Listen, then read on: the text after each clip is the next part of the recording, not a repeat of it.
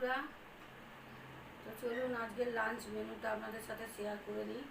আজকে দু রকমের লাঞ্চ মেনু হয়েছে, একটা নিরামিষি একটা আমিষ, বুঝেছেন?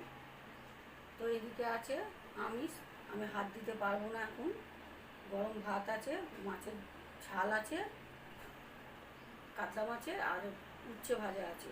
কারণ এইটা হাত দিলে আমি এগুলো আর ছুতেও পারবো না, আমাকে আবার স্নান করতে হবে, কারণ আমি পুজোয় বসবো। এইদিকে আছে ময়দা, কিছু হবে না। প্রথমে এই যে 1 গামলা ময়দার লুচি, আর সব নিরামিষই, যেহেতু আজকে আমাদের ষষ্ঠী উপোস।